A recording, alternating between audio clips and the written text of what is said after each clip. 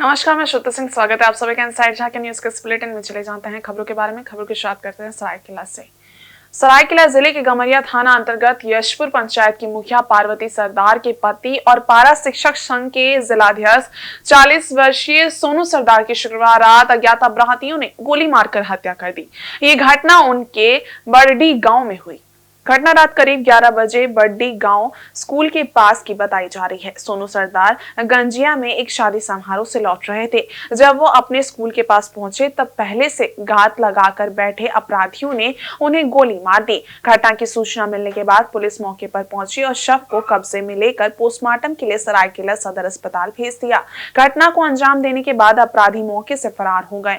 Police ने मामले की जाँच शुरू कर दी है और अपराधियों की तलाश जारी है। सोनू सरदार पारा शिक्षकों के बीच एक प्रमुख नेता थे। उनकी हत्या से न केवल उनका परिवार बल्कि पूरे क्षेत्र में शोक और आक्रोश का माहौल है। स्थानीय लोगों और पारा शिक्षक संघ ने घटना की उच्च स्तरीय जांच और अपराधियों की जल्द गिरफ्तारी की मांग की है। सोनू सरदार की हत्या ने इलाके में भय और असुरक्षा का माहौल पैदा कर दिया है। पुलिस की त्वरित कार्रवाई पर सभी की नजरें टिकी हुई हैं।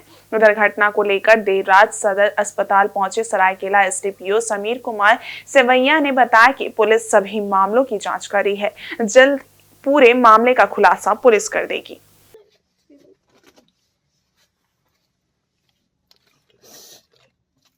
सोनू सरदार जी जो पारा टीचर थे, इस स्कूल में पढ़ाते थे। सुबह हम लोग न्यूज के माध्यम से देख रहे हैं कि उनके रात को हत्या हो गई है और ये बहुत दुखद घटना है। इस तरह का घटना मान लीजिए इसका किसी से अगर आपसे दुश्मनी भी था तो जान से नहीं मानना चाहिए था, समझा के बातचीत किया जाता। लेकिन इतना बड़ा घटना, वो सिर्फ सोनू सरदार को ही नहीं मारा बल्कि पूरा फैमिली को खत्म कर दिया वो आदमी। तो इसीलिए हम लोग अभी चाहते हैं, जा रहा है सर, क्या हो रहा है? प्रशासन क्या कर रही है? शिक्षक प्रशासन क्या कर रहा है ये तो हम लोग प्रशासन से मांग करेंगे कि 24 घंटे के अंदर जो भी हत्यारा है अगर उनको नहीं पकड़ा तो हम लोग इतना उग्र आंदोलन करेंगे कि प्रशासन को भी पानी पिला के छोड़ देंगे हम। तो बहुत छोटा घटना नहीं है, एक मतलब शिक्षक के ऊपर गोली चलना। इधर नरेंद्र मोदी कैबिनेट द्वारा वन नेशन वन इलेक्शन के प्रस्ताव को स्वीकृति दिए जाने को झारखंड मुक्ति मोर्चा ने लोकतंत्र के लिए काला फैसला करार दिया है। झामुमो के केंद्रीय महासचिव सुप्रियो भट्टाचार्य ने रांची में पार्टी के केंद्रीय कैंप कार्यालय में संवाददाता सम्मेलन कर केंद्र और भाजपा पर जमकर प्रहार किया। झामुमो नेता सुप्रियो भट्टाचार्य ने कहा कि भारत के संविधान निर्माता बाबा साहेब भीमराव अंबेडकर ने आशंका जताई थी कि ये देश कहीं सामाजिक लोकतंत्र को खोलकर अधिक न्यायवाद की ओर न चला जाए। कहीं संवैधानिक अनुच्छेदों का हवाला देते हुए सुप्रियो भट्टाचार्य ने कहा कि संविधान संशोधन की मूल भावनाओं को ताक पर रखकर उसमें कोई बदलाव नहीं किया जा सकता। सुप्रियो भट्टाचार्य ने कहा कि बाबा साहेब भीमराव अंबेडकर ने जिस लोकतांत्रिक गणराज्य की वन नेशन वन इलेक्शन की ओर बढ़ना बाबा साहेब के उस परिकल्पना की हत्या करने के समान है। झामुमो ने लोजपा, जदयू, टीडीपी और एनडीए में शामिल अन्य क्षेत्रीय दलों से वन नेशन वन इलेक्शन का विरोध करने का आह्वान किया है। झामुमो नेता ने कहा कि महाराष्ट्र, मध्य प्रदेश में निर्वाचित सरकार को गिराकर अपनी नई सरकार बना लेने वाली भाजपा ने क्षेत्रीय दलों को कमजोर और समाप्त करने के लिए वन नेशन वन इलेक्शन के कॉन्सेप्ट को लागू करना चाहती है। वन नेशन वन इलेक्शन से क्षेत्रीय दलों की शक्तियां समाप्त हो जाएंगी। 1950 के 26 जनवरी को बाबा साहब ने जब संविधान को हम लोग आत्मसात कर रहे थे तो उन्होंने अपने वो ऐतिहासिक, कल हमारे छठे विधानसभा का पहला सत्र कल समाप्त हुआ और जिस लोकतंत्र के संदेश को लेकर कल विधानसभा अनिश्चित काल के लिए स्थगित हुआ, वहीं दिल्ली में केंद्र सरकार के द्वारा कैबिनेट की बैठक में एक लोकतंत्र के विरुद्ध एक काला निर्णय लिया गया। वह निर्णय है एक देश एक चुनाव, वन नेशन वन इलेक्शन।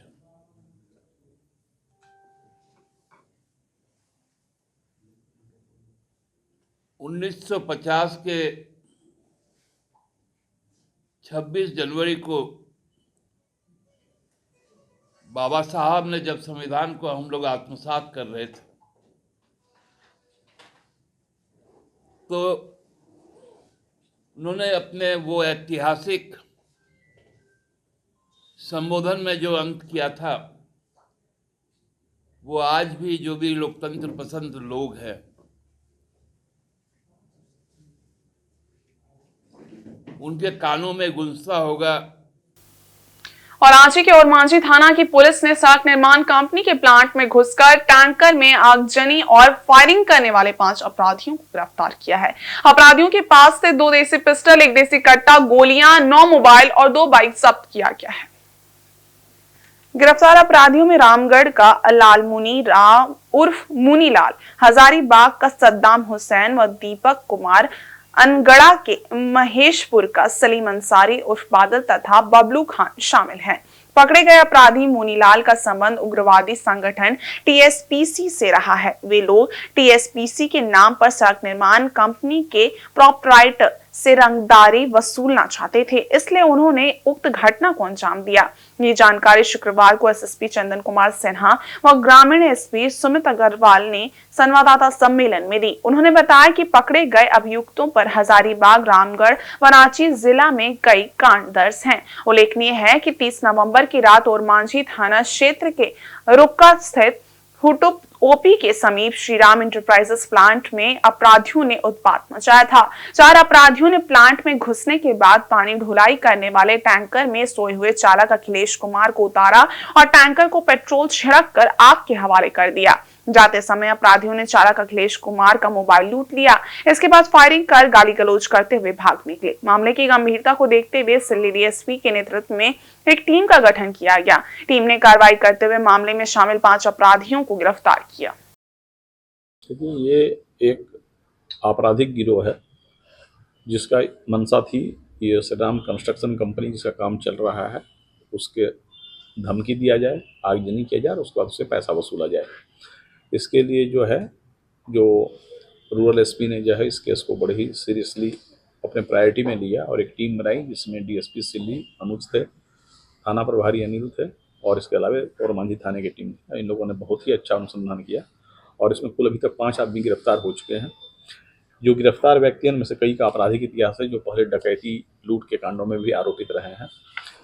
इन लोगों ने जो है एक योजना बनाई और योजना के अनुसार इन लोगों ने जो फ़ोन करवाया उसमें विजय मुंडा का नाम दिया कि विजय मुंडा नाम का माओवादी बोल रहे हैं और आप जो है पैसा दीजिए। जब उसने नहीं मोबिलाइज किया तो इन लोगों ने जो है आगजनी किया। पहले पर्चा भी दिलवाया था उसको और टोटल जो है इन लोगों की जो योजना थी कि अगर आगे नहीं देगा तो फिर इसको गोली भी मारी जा सकती है। तो इनके पास से 3 हथियार बरामद हुए हैं, 7 गोली बरामद हुई है और जो मुख्य इसका सरगना है वह सरगना ये है, नहीं क्या नाम है उसका, बादल उर्फ सलीम। ये मुख्य सरगना था जिसने सारी षड्यंत्र की योजना बनाई, सारी योजना को कार्यान्वित करने के सबको डायरेक्शन दिया। और जो वहाँ पर आग लगाने के उसमें सद्दाम था, राजू था, मुनीलाल था, सरफराज था और दीपक था। फायर जिसने किया उसमें सद्दाम और दीपक का नाम आ रहा है। इन दोनों वहाँ पर गोली चलाई थी साइट पे। सरफराज के रेड कलर की अल्टो कार थी जिसका यूज करके ये लोग गए थे। इसके अलावा भी अन्य गाड़ियाँ उपयोग में लाई गई है जिसको हम लोग जो है अभियान चला रहे हैं उसको पकड़ने के लिए। कुल मिलाकर पूरे कांड का खुलासा हो गया। ये लोग उग्रवादियों के नाम पर धमकी देना, आग लगाने और फर्दर हिंसा कारित करने की योजना बनाए थे और 5 गिरफ्तार है, बाकी लोग की गिरफ्तारी की छापेमारी चल रही है। वहीं पश्चिमी सिंहभूम जिले के गुदड़ी में कथित मवेशी चोरी के आरोप में उड़ीसा के 2 युवकों की हत्या की खबर के 5 दिन बाद भी दोनों का कुछ पता नहीं चल पाया है। लगातार गुदड़ी के जंगली इलाकों में कैंप कर रही पुलिस प्रशासन की टीम को अब तक दोनों का कोई सुराग नहीं मिला है। खास बात यह है कि पुलिस भी अब तक घटनास्थल तक भी नहीं पहुंच पाई है। इन सब के बीच शुक्रवार को दोनों युवक के परिजन चक्रधरपुर में मीडिया के सामने आए। गुदड़ी से लापता शेख सहदली के भाई दाऊद और शेख नाजरी के भाई समीरुद्दीन ने मीडिया के सामने अपनी बात रखते हुए दोनों लापता युवक को जल्द ढूंढ निकालने की मांग की। दोनों लापता युवक के भाइयों ने भावुक मन से कहा कि 5 दिन बाद भी उनके लापता भाई का कोई पता नहीं चलने से उनका पूरा परिवार काफी परेशान है। परिवार को हर पल अनहोनी की चिंता सता रही है। लापता दोनों युवक के भाइयों ने बताया कि उनके भाई मवेशी खरीद बिक्री का काम करते थे। उनका एक तरह से ये एक पुश्तैनी कारोबार है। परिजनों ने ग्रामीणों के द्वारा निर्दोष की पिटाई और उनकी जान लेने की प्रवृत्ति को भी घातक बताया और कहा कि उनके भाई निर्दोष हैं। उन्हें अगर बंधक बनाकर भी रखा है तो उन्हें छोड़ दिया जाए। परिजनों ने कहा है कि जल्द अगर उनके लापता भाई नहीं मिले तो वे सड़क पर आंदोलन और धरना प्रदर्शन के लिए मजबूर होंगे। साथ ही साथ जरूरत पड़ने पर न्यायालय का दरवाजा खटखटाएंगे। तो मेरा कहना है, जो मेरा भाई जो है आज 5 रोज हो गया लापता है जी। 9 तारीख से आज हो गया 14 तारीख तक, आज कुछ खबर नहीं, अता पता कुछ नहीं। तो वो घर से निकले थे सोमवार के रोज 4 बजे। उनका बीवी को यही कह के निकले थे कि एक बाजार जा रहा है, वो व्यापारी व्यापार करता था, तो एक बाजार जा रहे थे, आनंद बाजार बोल के एक ठो नाम बोल रहे थे उनका धर्म पत्नी को जी। तो ये जब मंगल का सुबह हो गया, वो आने वाला था मंगल, जब 10-11 बज गया तो मोबाइल जब स्विच ऑफ आने लगा, तो एक दिन देखा शाम हो गया तो घर में थोड़ा टेंशन हो गया, सब कोई थोड़ा हैरान हो गया। एक में तो उसका मैंने बाल बच्चा भी है घर में, सब हैरान हो गया। तो खबर थोड़ा इधर उधर लगाते लगाते तो वो जो उनका गाड़ी था, सफ़ेद कलर का गाड़ी स्कॉर्पियो, तो मंगल का रोज शाम को एक तो खबर आया जो वो जगह में मैंने गाड़ी एक्सीडेंट हो गया या जला गया किया, तो कुछ भी ऐसा कुछ सुनने को आया। तो घर वाला पूरा टेंशन में गिर गया। तब जब जांच करने वाला ऐसा ऐसा मामला थोड़ा सुनाई दिया तो घर वाला पूरा परेशान हो गया। तो जो कोई मार के कुछ भी कोई क्या कारण से पता नहीं हम लोग को, जो उस दिन से लापता है उनको खबर मिला कि जो मार के जला दिया गया या काट दिया, कुछ भी जिंदा है या मैंने मर गया, तो कुछ खबर नहीं मिला अब तक। अलग अलग खबर मिली, अलग अलग 10 आदमी का 10 बात क्या फोन को सुना है। एडमिट करके आए तो फिर भाई के साथ अंजुमन इस्लामिया का सदर से मुलाकात जब हुआ, वो यहाँ पर हमको लेकर के आए और हर तरफ थोड़ा खबर भी दिए हैं। जो हम लोग का मुख्यमंत्री को भी थोड़ा ये किए, तो हर तरफ केस उस सब दिए हैं, सब जांच किए। तो आज 5 रोज हो गया, कुछ खबर नहीं मिल रहा। आधा एक घंटा लग गया। आधा एक घंटा लग गया जी। उसके बाद आप लोग जो आवेदन दिए लिख के दिए जी, फिर क्या बोले बड़ा बाबू? तो कुछ नहीं बोले। अच्छा। फिर हम लोग भाग आए। अच्छा, उसके बाद और कुछ प्रशासन का किसी से बातचीत हुआ? हाँ, चक्रधरपुर आए, अंजुमन पार्टी लोग को पकड़े हैं और बोला ऐसा ऐसा बात है भाई, क्या करेंगे हम। क्या बोला? वही क्या बात बोल रहे हैं लोग? उन लोग बोला जो एक काम कर तो ठीक है, हम लोग रहेंगे, तुम दे देना उसको। कृषि पशुपालन एवं सहकारिता विभाग की मंत्री शिल्पी नेहा तिर्की ने अधिकारियों को कहा है कि सप्ताह में 2 दिन फील्ड में रहें, जमीनी चुनौतियों को चिन्हित करें। स्टेक होल्डर्स से मिले मंत्री ने शुक्रवार को नेपाल हाउस स्थित कार्यालय में विभागीय कार्यों की समीक्षा की। बैठक के बाद पत्रकारों से बातचीत के दौरान श्रीमती तिर्की ने कहा कि अधिकारियों के साथ पहली बार विस्तार से बैठक हुई। उनको युवा विचारों के साथ खुले मन से सोचने का निर्देश दिया गया, खुले दिमाग से काम करें। मंत्री ने कहा कि लगातार कार्यों की समीक्षा होगी। बचे हुए वित्तीय वर्ष में राशि खर्च करने का निर्देश दिया गया है। विभाग ने कृषक उत्पादक समूहों को बढ़ावा देने का निर्णय लिया है। मवेशी बाजार को दुरुस्त किया जाएगा। ग्रामीण मवेशी बाजार को बढ़ावा दिया जाएगा। कोल्ड स्टोरेज बने हुए हैं, उसका बेहतर उपयोग कराया जाएगा। मंत्री ने कहा कि अधिकारियों को कहा गया है कि स्टेक होल्डर्स के पास जाएं, उनके साथ बैठक करें, उनकी समस्या सुने, योजना वहां जाकर तैयार करें। मेधा डेयरी को बढ़ावा देने का निर्णय बैठक में लिया गया। आज बतौर कृषि मंत्री मैंने कृषि, पशुपालन और सहकारिता विभाग का हम लोगों ने समीक्षा बैठक किया, जिसमें सभी उच्च अधिकारी उपस्थित रहे। और इस बैठक में विशेष रूप से हमारा उद्देश्य था कि हम लोग समझें कि हर एक वर्टिकल में, हर एक जो विभाग के विंग है, उसमें कौन कौन सी योजनाएं अभी जारी हैं और हमारे चुनौतियां क्या हैं, जो आने वाले कुछ एक महीना में जो हमारी बजट है उसको हम लोग पूरे तरीके से उपयोग कर सके। काफ़ी विस्तार से ये बैठक चला, काफ़ी लंबा बैठक चला, बहुत सारी चीज़ें निकल के आई हैं, मगर फिर भी क्योंकि विभाग इतना गहरा है, ये संभव नहीं है कि आप एक ही दिन में सब चीज़ों को समझ के सभी चीज़ों का निष्पादन हम लोग कर ले, मगर एक अच्छा शुरुआत रहा है। और विभाग के अधिकारियों के साथ भी एक तालमेल बैठाने का प्रयास रहा है हमारा। हमारे विभाग के जितने भी उच्च अधिकारी हैं उनको निर्देशित किया गया है, क्योंकि मैं सबसे युवा मंत्री भी हूँ, तो युवा विचारों के लिए एक खुला दिमाग रखे, गहरी समझ रखे, ताकि हम नए चीज़ों को कर सकें। और विचार और आइडियाज़ केवल मेरे तरफ से नहीं, वो ज़मीनी स्तर में कहीं से भी आ सकता है, किसानों से आ सकता है, हमारे कोऑपरेटिव्स के सदस्य से आ सकता है। तो हम सभी को वो एक ओपन माइंड रख के काम करने की आवश्यकता है। दूसरी चीज़ है, जितने भी उच्च अधिकारी हैं सभी को निर्देशित किया गया है कि सप्ताह में 2 दिन वो फील्ड में रहेंगे।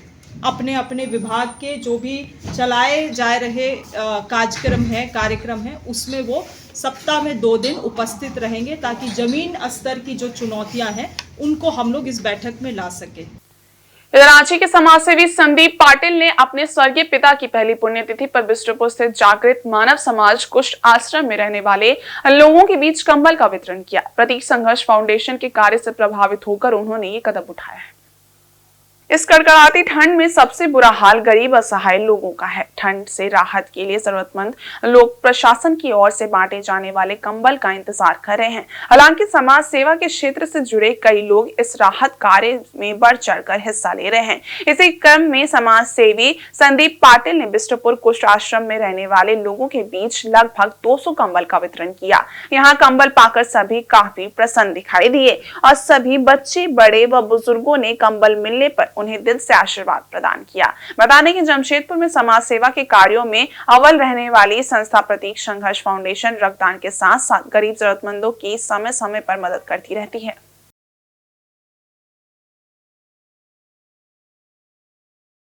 देखिए, सामाजिक संस्था टीम पीएसएफ यानी प्रतीक संघर्ष फाउंडेशन के लिए काफ़ी गर्व का दिन है, क्योंकि टीम पीएसएफ का एक कर्मठ योद्धा हमारे सपना सोना जी, जिनके पति संदीप पाटिल जी आज रांची से जमशेदपुर आए, आज उनके पिताजी का ये पहला पुण्यतिथि है। आप सोच सकते हैं कि एक सुपुत्र ने अपने पिता के सोच और उनके विचारधारा, उनके दूरदर्शी सोच को आज किस तरह से धरातल में रह रहे ऐसे ज़रूरतमंद लोगों के लिए समर्पित किया। आज पिता के पहले पुण्यतिथि पर अंत्योदया भवन स्लम एरिया में और नव जागृत मानव समाज कुष्ठ आश्रम में उत्तम से उत्तम भोजन की व्यवस्था के साथ साथ और उच्च कोटि का कंबल, ताकि कड़ाके की ठंड में भी इन लोगों को राहत मिल सके, आज ये समर्पित किया। और आज पूरे कार्यक्रम को अपने पिता स्वर्गीय सुदृष्ट कुमार यादव जी के नाम समर्पित कर दिया। श्रम नियोजन प्रशिक्षण एवं कौशल विकास विभाग अब झारखंड के युवक युवतियों को सोलर एआई के क्षेत्र में भी कौशल विकास का प्रशिक्षण देगा। विभागीय मंत्री संजय प्रसाद यादव ने इस दिशा में काम करने का निर्देश विभाग के अधिकारियों को दिया है। मंत्री शुक्रवार को राजधानी के शौर्य सभागार में विभागीय कार्यों की समीक्षा कर रहे थे। बैठक में सचिव मुकेश कुमार, श्रमायुक्त निदेशक संजीव बेसरा सहित विभाग के संबंधित पदाधिकारी उपस्थित थे।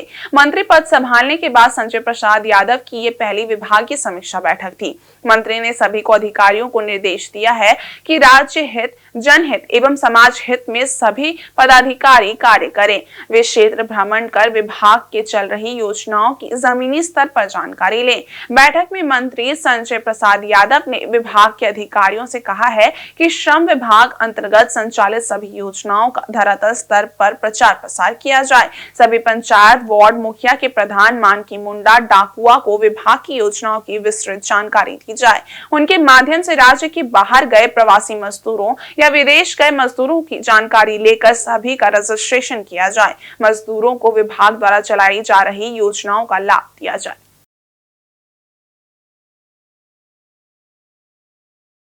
कोई बिचौलिया कहीं नजर नहीं आएगा। जो आज हमारा लेबर सर्टिफिकेट बनता है तो कहीं न कहीं बिचौलिया के माध्यम से बनता है। लेबर इंस्पेक्टर उसमें मिली भगत रहता है। तो ये अभी हम लोग पूरा क्लास लगाए, कोई बिचौलिया कोई जिला में किसी लेबर इंस्पेक्टर का न रहे। लेबर इंस्पेक्टर खुद गांव में जाए और सभी लेबर का जो भी समस्या है गांव में बैठ के निष्पादन करे। उसके लिए हम लोग और चीज़ें कर रहे हैं, उसको कंट्रोल करने के लिए, उस पर नज़र रखने के लिए सारी चीज़ों पर हमारा ध्यान है। वहीं पश्चिमी सिंहभूम जिले के आनंदपुर प्रखंड के रोबोकेरा मैदान में जिला प्रशासन की ओर से फुटबॉल प्रतियोगिता का आयोजन किया गया। इसके उद्घाटन समारोह में डीसी कुलदीप चौधरी और एसपी आशुतोष शेखर मुख्य रूप से मौजूद थे। बता दें कि आनंदपुर प्रखंड पोड़ाहाट अनुमंडल का अति नक्सल प्रभावित क्षेत्र है। फुटबॉल जैसी प्रतियोगिताओं के माध्यम से नक्सल प्रभावित क्षेत्रों में सामुदायिक विकास को बढ़ावा देना पुलिस का एक महत्वपूर्ण कदम है। इससे न केवल युवाओं को रचनात्मक गतिविधियों में शामिल किया जा सकता है, बल्कि उन्हें नक्सलवाद से दूर रखने के लिए भी प्रोत्साहन मिलता है। मौके पर पदाधिकारियों ने खिलाड़ियों से परिचय प्राप्त कर खिलाड़ियों का उत्साह बढ़ाया। इससे पूर्व रोबोकेरा पहुंचने पर ग्रामीणों ने डीसी एसपी आशुतोष शेखर समेत अन्य पदाधिकारियों का पारंपरिक तरीके से स्वागत किया। मौके पर DDC Sandeep Meena, SP SDO Shruti Rajalakshmi, प्रशिक्षु आईएएस अर्णव मिश्रा समेत अधिकारी व ग्रामीण उपस्थित थे।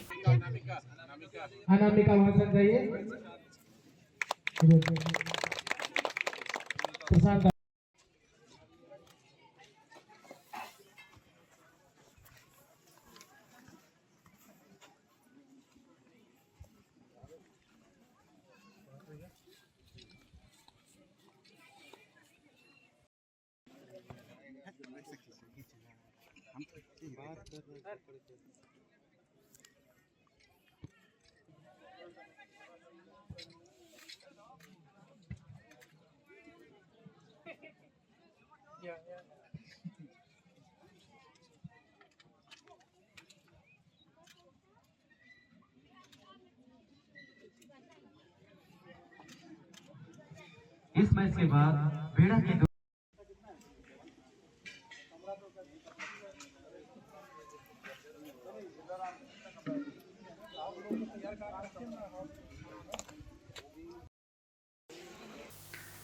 और सरायकेला खरसावां जिला के ईचागढ़ की विधायक सविता महतो ने शुक्रवार को क्षेत्र में मतदाताओं के सम्मान में आभार यात्रा निकाली। इस दौरान विधायक का सैकड़ों कार्यकर्ताओं और ग्रामीणों ने जगह जगह स्वागत किया।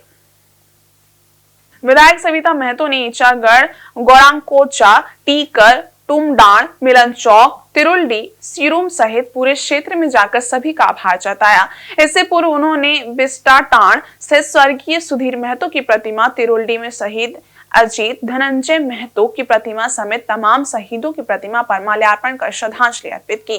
सैकड़ों कार्यकर्ताओं के काफिले के साथ उन्होंने हर जगह चौक चौराहों व बस्तियों पर पैदल यात्रा कर लोगों का आभार जताया। विधायक सविता महतो ने उन्हें दूसरी बार विधायक बनाने के लिए सभी को धन्यवाद दिया और लोगों का अभिवादन किया। वहीं विधायक ने कहा कि ईचागढ़ की जनता दूसरी बार विधायक चुने, जिससे आज पूरे विधानसभा क्षेत्र में आभार रैली निकालकर लोगों का आभार जताया जा रहा है।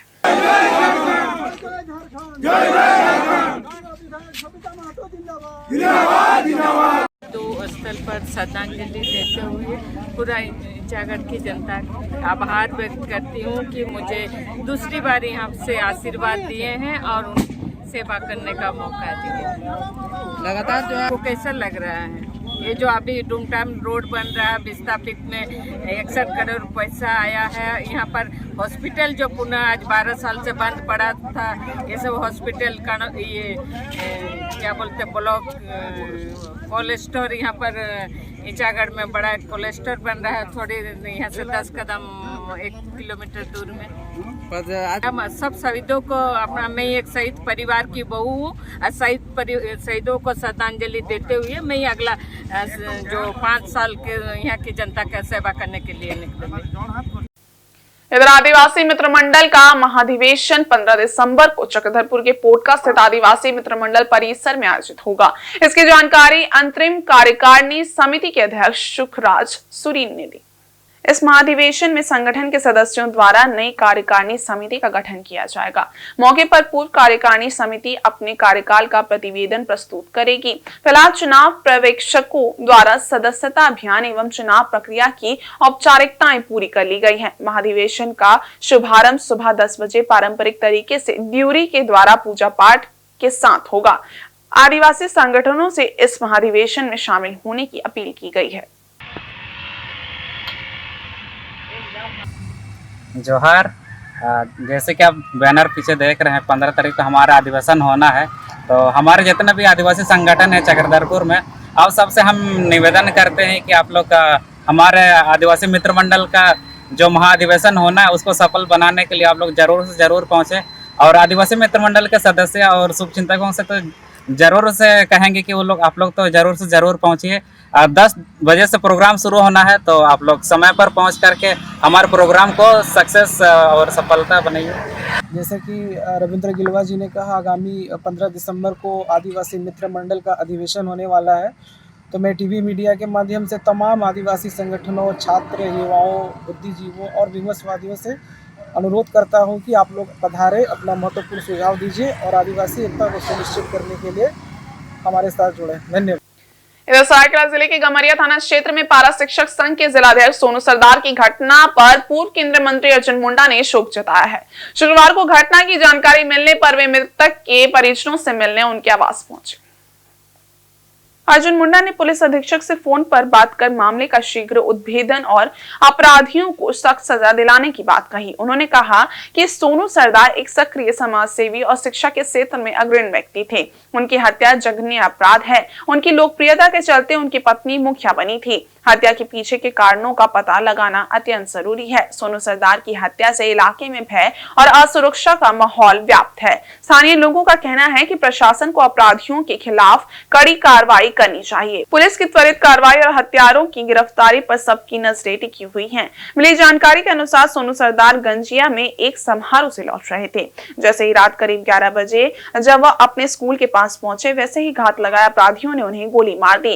इधर पुलिस ने मामले की जांच शुरू कर दी है और अपराधियों की तलाश जारी है। सोनू सरदार पारा शिक्षकों के बीच एक प्रमुख नेता और समाज सेवी के रूप में जाने जाते थे। उनकी हत्या से न केवल उनके परिवार में बल्कि पूरे क्षेत्र में शोक और आक्रोश का माहौल है।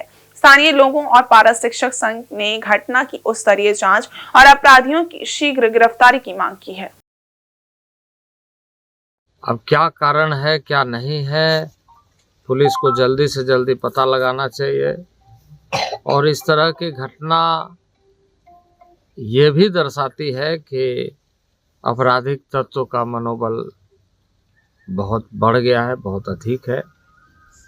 और घर के सामने आकर के यदि उनके ऊपर हमला करके हत्या की जाती है तो ये बड़ा सवाल खड़ा करता है कि इस तरह के घटनाओं के पीछे कौन है, कैसे है, क्या है। तो मैं तो यही कहूँगा कि प्रशासन इसे चुनौती के रूप में ले और अपराधियों को ढूंढ निकाले और उन्हें लोगों के सामने लेकर के आए कि क्या वजह था, क्या कारण था कि एक सामाजिक कार्यकर्ता के रूप में अपने पहचान बनाए। एक पारा शिक्षक के रूप में उन्होंने बच्चों को शिक्षा देने के लिए हमेशा प्रयत्नशील रहे। उनकी पत्नी मुखिया है यहाँ के, क्योंकि उसकी लोकप्रियता स्वाभाविक रूप से दिखती है। पश्चिमी सिंहभूम जिला सहित पूरे झारखंड में 15 दिसंबर से सरकारी स्तर पर धान की खरीदारी शुरू हो जाएगी। इस जिले के लिए धान अधिप्राप्ति का लक्ष्य राज्य सरकार ने 3 लाख क्विंटल निर्धारित किया है। जिला आपूर्ति पदाधिकारी ने इसके लिए की गई तैयारी की जानकारी साझा की। उन्होंने बताया कि पश्चिमी सिंहभूम जिले के सभी 18 प्रखंडों को 17 लैंप से टैग किया गया है। 15 दिसंबर से धान अधिप्राप्ति की प्रक्रिया शुरू हो जाएगी। लैंप्स में वही किसान धान बेच सकते हैं जिन्होंने उपार्जन पोर्टल पर अपना निबंध कराया है। जिन किसानों का निबंध नहीं है वो अपने प्रखंड कार्यालय से संपर्क कर सकते हैं। इसके लिए हर प्रखंड को 1,000 फॉर्म भेजा गया है। हालांकि ऑनलाइन रजिस्ट्रेशन भी किया जा सकता है। जिला आपूर्ति पदाधिकारी सुनीला खलखो ने कहा कि एक किसान अधिकतम 200 क्विंटल धान की बेच सकता है। साधारण धान के लिए 2300 और ए ग्रेड धान के लिए सरकार ने न्यूनतम समर्थन मूल्य 2400 रुपए प्रति क्विंटल निर्धारित किया है। साधारण धान के लिए 100 रुपए और ए ग्रेड धान के लिए 20 रुपए बोनस भी निर्धारित किया गया है। उन्होंने बताया कि लैंप्स में ई-पोश मशीन के जरिए धान की खरीदारी होगी और धान खरीदारी के 24 घंटे के अंदर किसानों को 50% राशि का भुगतान बैंक खाते में कर दिया जाएगा। पिछले वर्ष सभी किसानों को समय से भुगतान कर दिया गया था, जिसके कारण एक भी शिकायत सामने नहीं आई। जैसे कि आप लोगों को पता है कि 15 दिसंबर 2024 का जो समय है वो निर्धारित किया गया है धान अधिप्राप्ति के शुभारंभ के लिए, और इस संबंध में राज्य स्तर से हम सभी को पत्र निर्गत हो गया है और उपायुक्त महोदय के निर्देशानुसार इसका प्रचार प्रसार बृहद पैमाने पर किया जाना है। तो इसके लिए मैं ये जानकारी देना चाहूँगी कि हमारे ज़िला में टोटल हमारे 18 ब्लॉक्स हैं और 18 ब्लॉक्स में हम लोग 17 लैंप जो है इसको टैग कर रहे हैं और प्रत्येक प्रखंड को इसमें कवर करने की कोशिश किया गया है। 17 लैंप्स में 15 दिसंबर से धान लेने का हम लोग प्रक्रिया जो है स्टार्ट कर देंगे और इसमें वही किसान धान दे सकते हैं जो कि उपार्जन पोर्टल में रजिस्टर्ड है। और उपार्जन पोर्टल में रजिस्ट्रेशन के लिए आप प्रखंड और अंचल कार्यालय संपर्क कर सकते हैं, जहाँ हमने ऑलरेडी फॉर्म्स वगैरह भरवा दिए हैं और ये ओपन पोर्टल है, कोई भी स्वतंत्र रूप से भी उसमें अपना एंट्री करवा सकता है और साथ में इसमें इसका कृषक बनते हुए और इसमें धान जमा करने की प्रक्रिया में भाग ले सकता है। और इस बुलेटिन में बस इतना ही। ब्रेक उस बारे कुछ और खास खबरें, तब तक के लिए देखते रहिए इनसाइड झारखंड न्यूज। धन्यवाद।